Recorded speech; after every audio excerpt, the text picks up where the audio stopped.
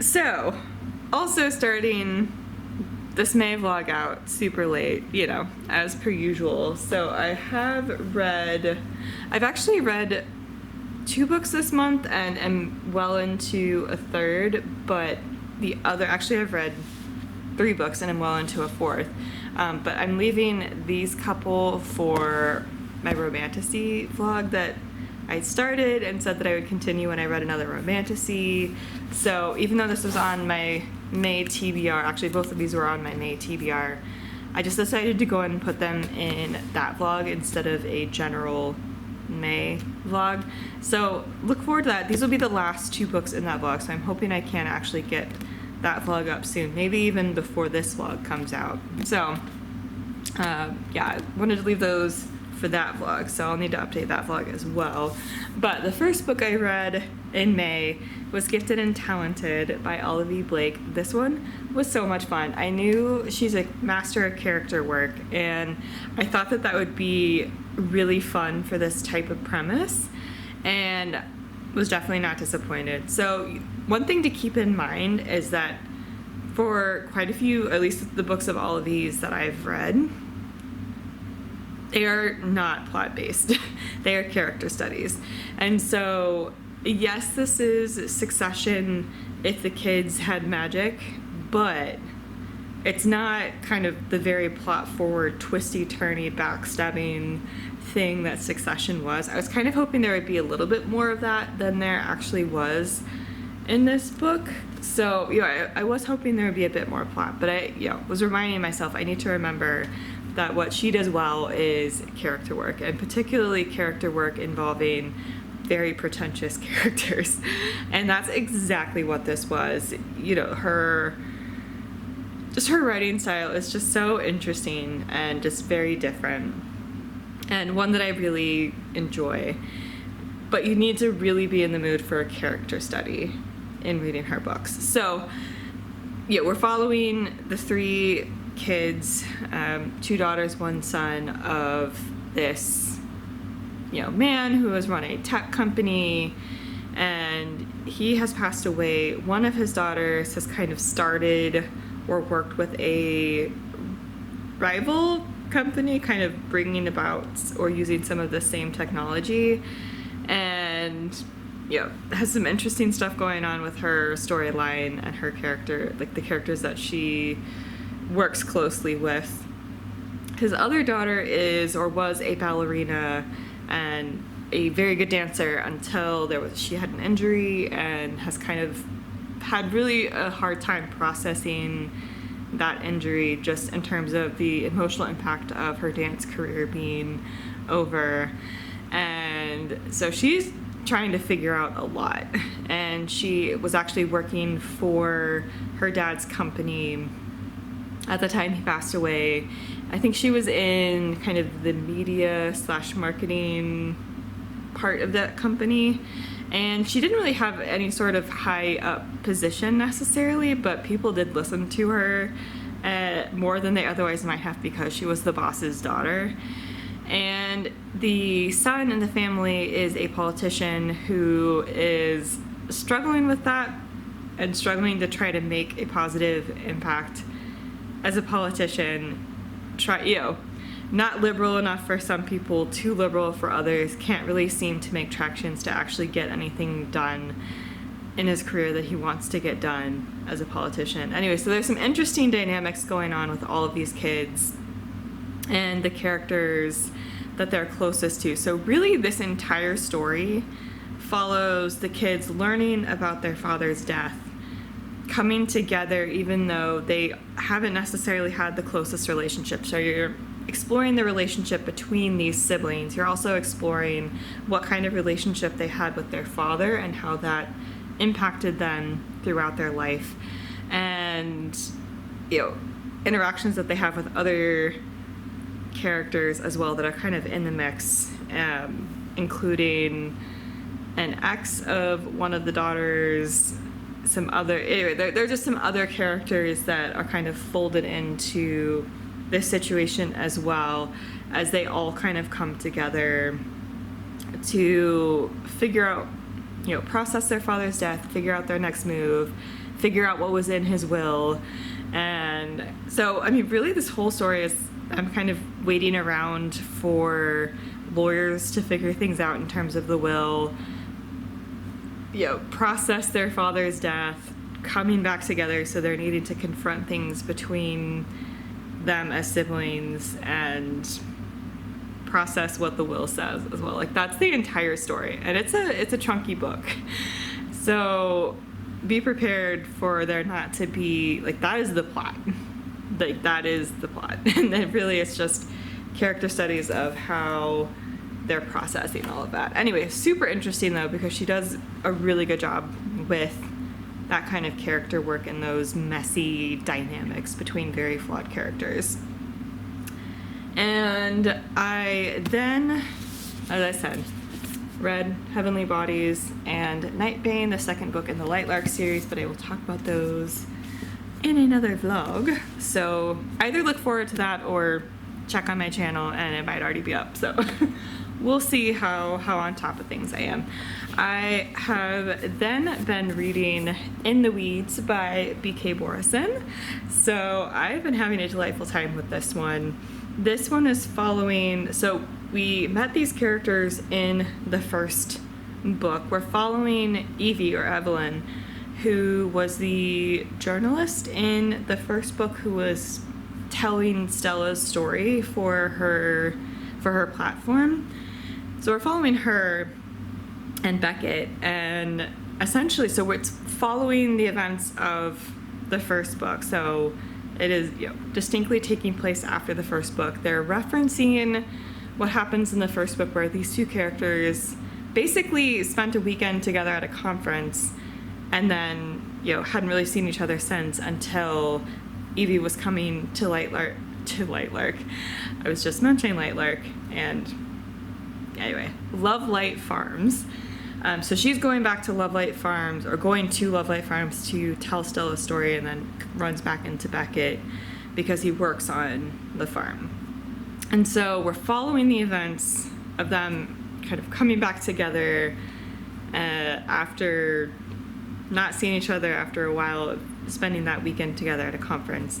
And she's continued on with her life. She's continuing to tell the stories that she tells, continuing to travel around, and she is needing to kind of process whether what she's been doing is what she wants to continue to do. She kind of feels like she's in a rut and is wanting to just take a break to figure out what she wants to do. Does she want to continue with her platform?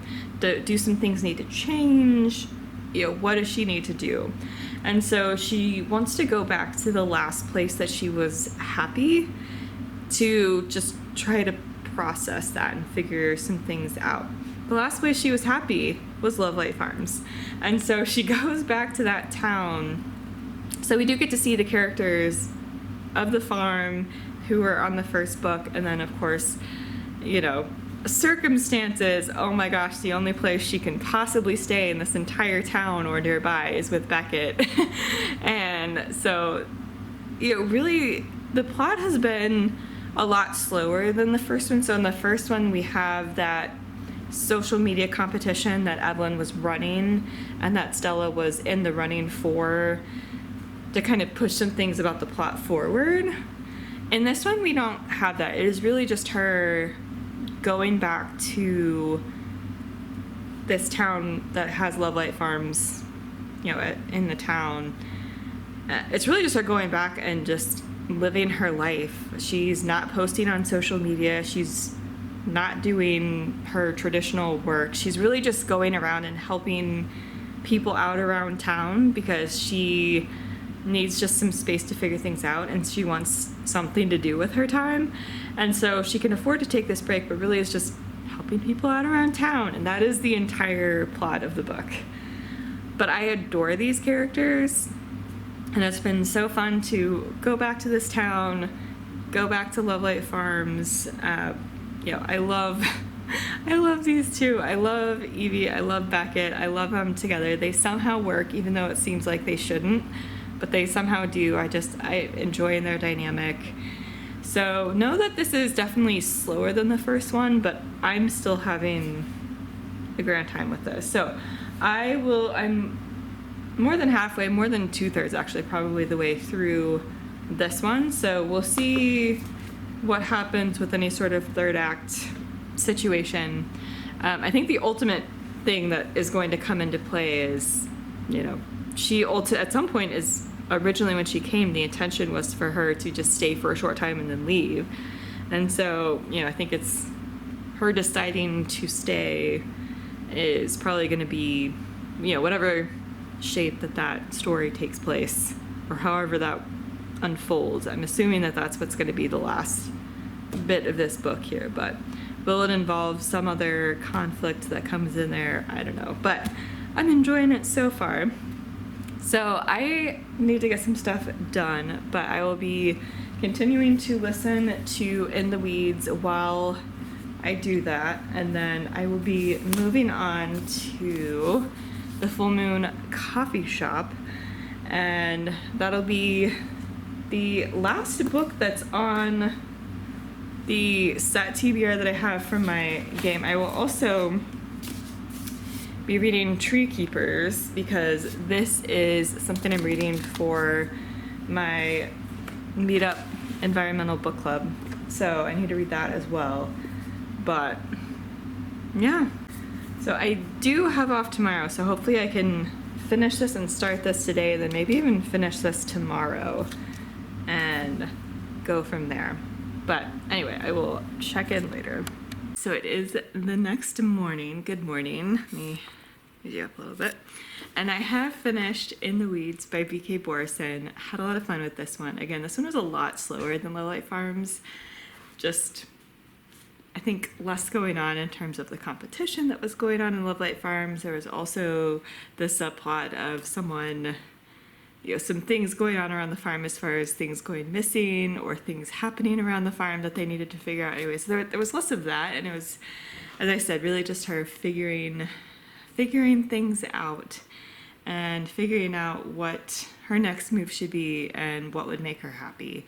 And, what would it take for her to decide to stay, kind of situation. And, of course there's a moment where, Beckett thinks he knows what's best for her and has a conversation where someone's just like, why don't you let her decide?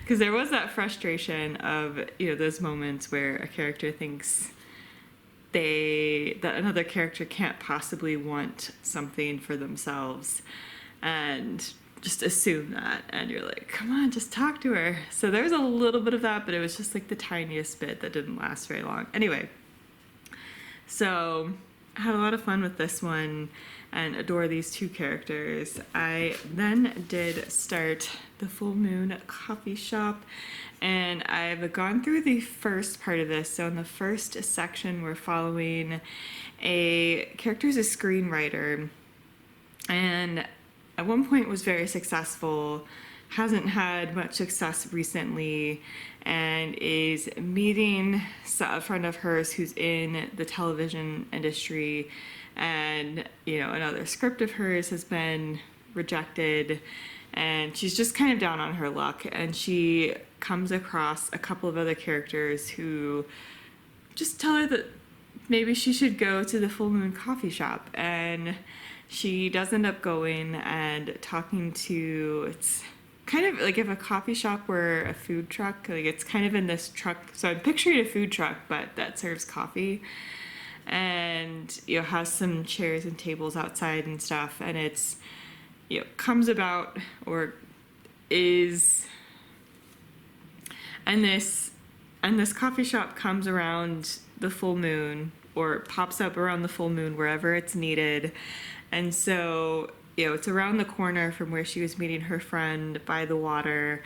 And so she goes and finds that the owners or the people who are running this coffee shop are all cats, and they're just talking to her about life and about maybe changing her perspective on some things, and maybe she starts feeling a bit more hopeful and getting some ideas for how she can shift things and kind of take control of her future.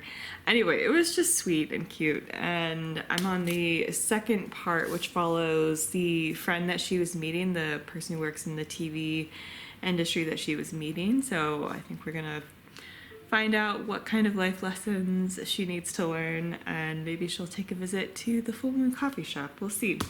But yeah, enjoyed that first section. Again, just sweet and cute and exactly what I thought it would be. So having a good time. And yeah, I'm gonna get some things done today, but I will be listening to this while I get some things done today. I will also be reading more of The Tree Keepers. I started reading that yesterday as well, and I realized, fortunately, at least yesterday, when I think there should be enough time to still read it, but I realized that there isn't an audiobook for The Tree Keepers. And so, which is fine. I just need to make sure that, for example, while I'm on the metro this week, that I bring that with me and make sure that I can physically read it on the train and physically read it whenever I can. And hopefully, especially with being off today, hopefully I should still be able to read it in time for the meetup on Thursday. But anyway, yeah, I will check back in later. So it is a little bit later in the day. I've done some cleaning, gotten some things done. I did finish the Full Moon Coffee Shop while doing those things. This was sweet, this was cute, this was heartwarming. And yeah, again, I just enjoyed the conversations that these characters were having, the realizations that they're having. Astrology plays a huge role in this. I'm not particularly big on astrology, but if you're interested in astrology, something to note. But I still had fun with this. It was just such a nice, lovely book. And I love the interrelationship between the characters. So it was stories of a few different characters finding this cafe for various reasons, needing to have a few conversations or come to a realization, and then making some tweaks in their life. And so, we're just following a few characters, and they are in various ways interconnected.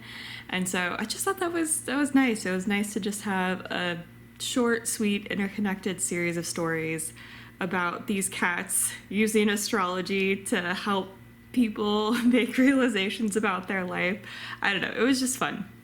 I had a good time with it, and I think this will just help me go down a healing fiction path at some point in the future. There are definitely a lot more that I would love to check out. And yeah, I think this was a fun introduction to Japanese healing fiction. So definitely glad I read this one. I think Death of the Author by Nnedi Okorafor is going to be my next book. I'll hold it up in the next clip. As I mentioned, need to read Tree Keepers physically, so I think when I can physically read, I'll read that one in the next coming days, and then when I need an audiobook, I'll listen to Death of the Author. I think that sounds like a good plan. So I will briefly mention Tree Keepers once I read a bit more of it. Definitely seems very interesting so far, and then also talk about Death of the Author once I'm able to get a little bit into it. I think that'll also mean that I won't quite be done with it. Maybe I'll actually be able to check in at a good place if I'm balancing between the two books. So hopefully I'll be able to check in once I'm a decent way into that, but not done with it. So we'll see how this works. So here to check in, I know last time I checked in, I was about to start Death of the Author. I have actually finished Death of the Author by Nnedi Okorafor, so I'll go ahead and give a review here. I really enjoyed this one. In this one, we're following Zelu. Zelu has lost her job, or at the very beginning of the story, loses her job. She is a teacher at a university, teaches writing classes, and kind of has a blow up with a student and is fired as a result. She also finds out, while she's at her sister's wedding, she finds out that she's been fired. She also, at that wedding, finds out that her latest novel has been rejected. And so she's kind of in a low place at the beginning of the story. In this low place, She is inspired to write a science fiction novel, and she hasn't really read a lot of science fiction. That's not really the genre that she reads a lot of, and it's also a genre that she's never written before. So this is completely new territory for her, but the story just kind of pours out of her. And it's a story, it's called Rusted Robots anyway. And we actually get some glimpses of that story scattered throughout here. I'll get to that in a minute. But she finds pretty quick success with this novel. She, has a publishing deal for that book as well as future books in the series. It's adapted into a movie that she hates. And so, there's a lot going on in her life, but she very quickly finds success. And the story really, or at least that part of it, is really, it's a character piece. So definitely very, very heavily character focused. Zelu definitely feels like a very well fleshed out, very real character, even through her flaws, even when you want to scream at her. She feels like a well fleshed out character, and one that you can at least understand where she's coming from and why she's thinking the way that she is. And it's about her relationship with her family as she's finding success. And her family is kind of awful to her, like pretty awful to her, actually, like really awful. And so she's trying to work through some of that, but also work through some of those relationships with her family. It's about her relationship with her body. She is paraplegic and uses a wheelchair. And I'll just say, I don't want to go too into detail about this, but I will just say that her relationship with her body changes over the course of the story. And it's about her journey through that and fame. So there's a lot of conversations about, being a famous author, being a writer, having the expectations of fans and what that does to an author. And there's just a lot of conversations around that. I was really enjoying those parts in particular, or just all of those, like the story about Zelu, I was enjoying in particular. I think I need to go back and reread just the parts that were the excerpts from her novel, because we get bits of it pretty scattered throughout the story, and it was kind of easy to they were kind of jumping in and out of that, so it was actually kind of easy to jump out of that mindset and kind of go back into this contemporary story about Zelu's life and relationships. And you also follow a romantic relationship of Zelu's anyway. So it's, easy to kind of get pulled back into her life. And those things were what was really sticking with me.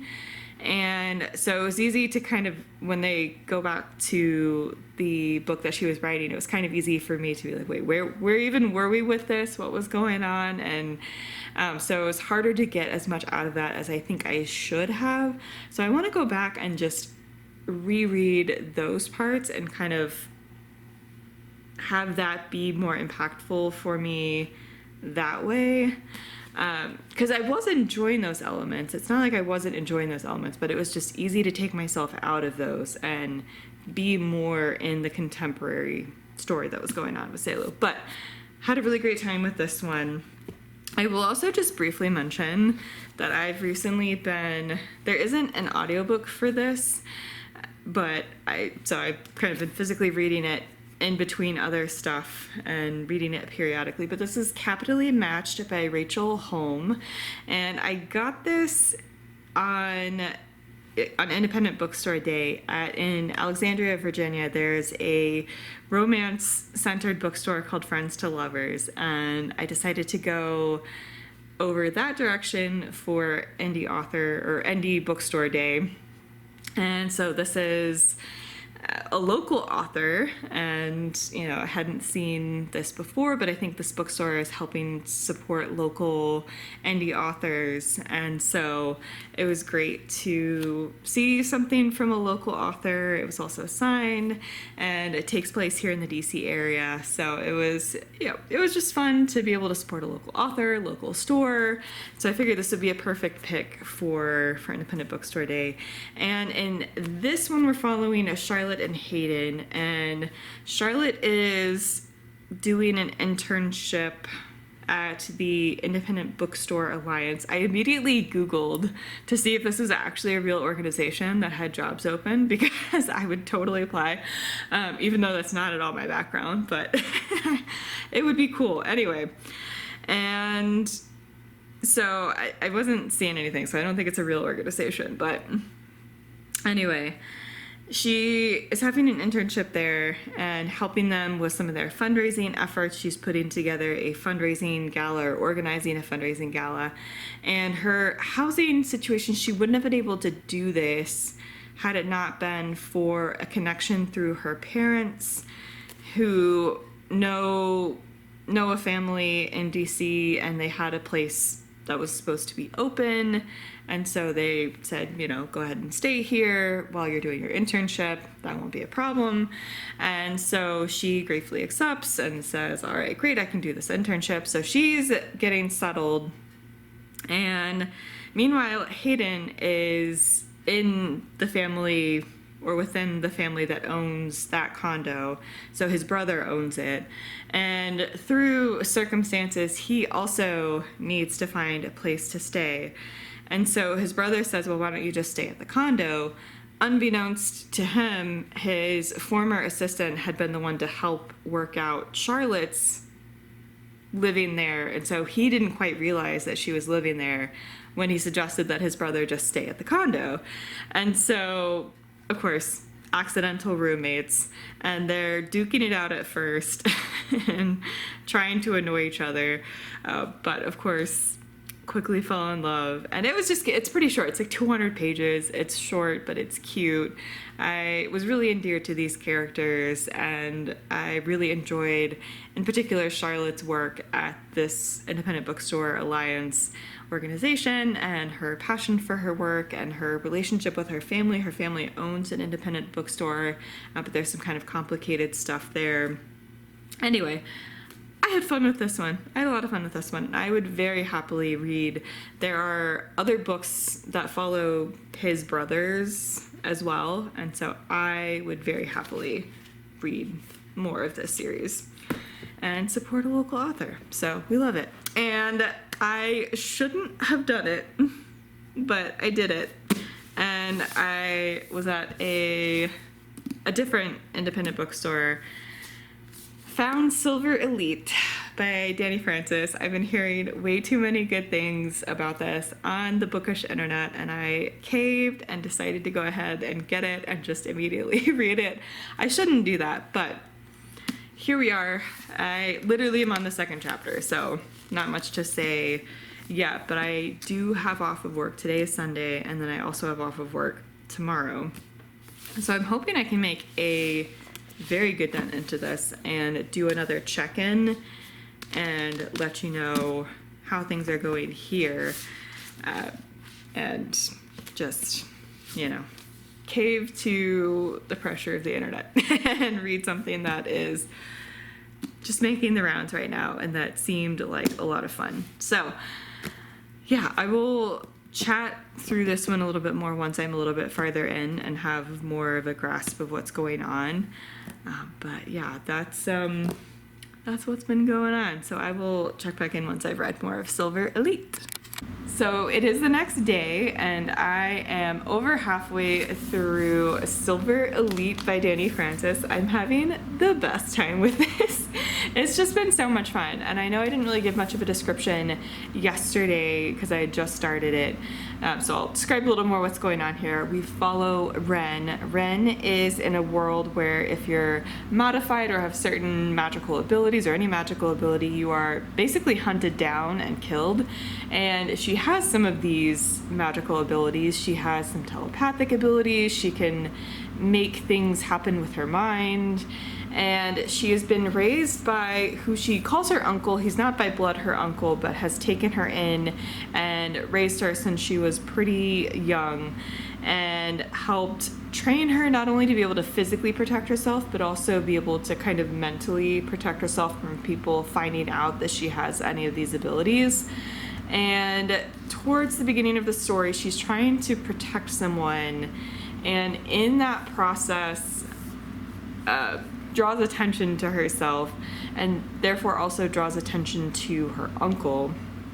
And her uncle is taken away by the people in charge, and she is trying to go get him and set him free.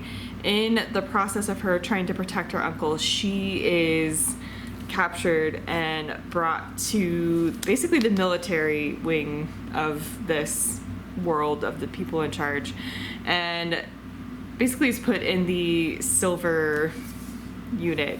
And there is, they're basically going through this kind of training to be a part of this program, and there are a certain group in this silver unit that could potentially even become part of the silver elite, which is an even more exclusive part of that group that basically will run kind of black ops type of missions. And at first she is trying to, she wants to be able to leave, but and so she's intentionally not doing well at first, but she is contacted by the rebellion, and through that sees the opportunity to help the rebellion from the inside. And so super fun dynamic here, and one of the commanders is the son of the general, and he's the one that is kind of in charge of that unit. And so they've interacted multiple times when she has gotten in trouble, and of course there's tension between them, and I like their dynamic. I like that tension between them. I think it's been fun, and it's her trying to survive this training, not just survive the training, but also try to fly under the radar in this training at first, but then really apply herself and just go through these different missions or these different trainings. And I don't know, it's just been fun. It has just been so much fun, and I've just been entertained. I've just been thoroughly entertained, and I'm very excited to keep going and see what happens. But yeah, loving the romantic tension, and I don't always go for military type stories, but I don't know, I'm just having fun with this one and what's been going on in these trainings and the people around her in this unit. Anyway, it's been fun. So I'm going to finish this probably tomorrow, I would guess, since I have the time from commuting. And then I probably won't be able to check in, but will at some point in that process of commuting over the next few days pick another book to read. I'm not 100% sure what it'll be at this point. It might be For She Is Wrath, maybe. We'll see. I might continue a series. I might go for the Ragpicker King. That's also kind of high on the list. Anyway, we'll see what happens, but I'll start another one as well. Depending on how long it is, maybe finish it, but we'll see if I can check in during the next book or not. So here to wrap up this vlog, it is the 1st of June, and I kind of expected this because honestly, again, we were on a trip for the holiday weekend, and then I was going straight back into working, and then it's the weekend now, but I've been hanging out with Matt the past couple of days. Anyway, so we're here to wrap things up. I think last time I checked in, I was a decent chunk into A Silver Elite by Dani Francis. Can confirm I had a grand time with this one. I talked about the synopsis and kind of what was going on. I think things just really even picked up more in the second half. I was just so engaged. I was having so much fun with this one. I'm so intrigued to see what happens next. I will also just briefly mention for Environmental Book Club, I did read Tree Keepers, The Race for a Forested Future. This is by Lauren E. Oakes, and this is a nonfiction that talks about the groups and the people who are working to reforest the world, in part to combat climate change, but also, have communities benefit from the other services that trees and forests provide. So it's not just about the carbon that trees can take out of the atmosphere, but a lot of other benefits as well, and kind of the pressure that these groups are under to figure out how best to reforest the world given all the challenges that there is to that and all the complications there is to that. And so she really talks through her adventures going around to learn more about this, talk to these different groups, talk to a bunch of people, go to various places on the ground to see these efforts and really talk about how hard it is and all of the complications again that come with that. Super interesting, would highly recommend. And I then turned to For She Is Wrath. This is by Emily Varga, and I really enjoyed this one. This one is following someone who at the beginning is in prison and was wrongly accused of something. She's looking for revenge. One of the other people in prison, through circumstances, this happens pretty quickly, and I'm pretty sure it's in the synopsis as well. They get out of prison together, and so this new person that she has come across who was also a prisoner, they're collectively able to escape, and this other person knows where some gen magic is, and so they're able to go get that, find those artifacts or find those things that have gen magic, and then use that for their plot to revenge, or to avenge the things that happened to them, and make people pay. And so it was a lot of fun. There was one thing where kind of the relationship between a couple of characters changed really quickly, and I wanted there to be more time for that, or have that be a little bit more drawn out. But I don't know. I had a fun time with this one. And I then was feeling something contemporary. I had been reading a lot of fantasy. I was feeling something contemporary, and I decided to pick up The Housemaid's Secret by Frida McFadden. Super fun. I don't know. Her books are just, or at least the couple that I've read are just they're just a good time. I don't know. They're just intriguing.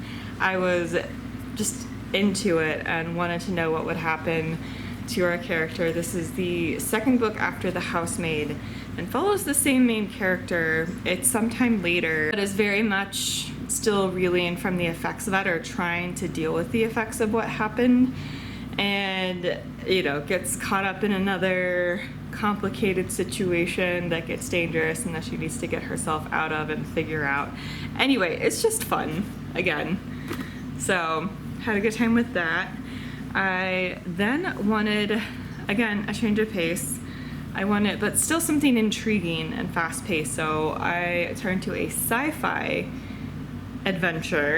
horror adventure, I don't know.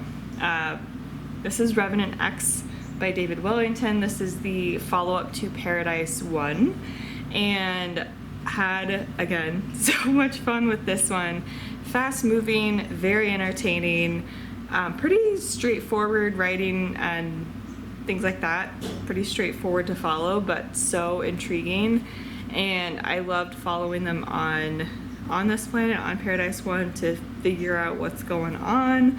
I'm intrigued to see that. I think there's going to be a third one, and you can kind of see where things are going at the end of this one, and I'm definitely very intrigued to see that plot thread pick back up in the third one. And then I thought I would be finishing a series by reading Skyshade, but I actually realized that there's going to be another book in the series. I think another book in the series, but also another book that I think will be a collection of short stories. And so I thought I was finishing a series, but it's still good to continue on and make sure that I am keeping up with series as much as I can. So I had, again, a fun time with this one, and yeah, this has just been an intriguing series. I don't think it's an all-time favorite, but I have had a really good time with this one. Our characters are continuing to, I won't say too much because again, it's the third book in a series, but our characters are continuing to figure out a prophecy, trying to deal with some dangers, trying to figure out more information and prepare for said danger that's going to be happening. Anyway, I'm excited to pick up the fourth one. And then I am now, this is June 1st, I'm now more than halfway actually, through The Ragpicker King by Cassandra Clare, again on the theme of continuing series. So, this world is so fun. Would highly recommend Swordcatcher. I'm having a good time with this one so far. Where we pick back up after the shenanigans that happened at the end of the first one. Characters are trying to figure out what happened, who did what their next move needs to be as a result. Anyway, so a lot of fun stuff happening in the last part of May here. So I'm gonna go ahead and wrap it up here, and I need to film my June TBR still, and it is June 1st, so I need to get on that and just kind of get back into the mindset of moving things forward for June, and I will finish this, and then whatever, I'm about to film my TBR, so I'll have that determine kind of where things go next and pick things back up in some vlogs for June. I will not have a job partway through June, so there will be a lot of time for reading. I laugh so I don't cry. Okay, anyway, so stay tuned in June because I'm gonna have a lot of time for reading, as I said, so hopefully that will allow me to catch up on some videos that I've been meaning to make and be able to keep up with some vlogs and keep up with some of the reading that I would like to do. But anyway, thank you so much for joining me.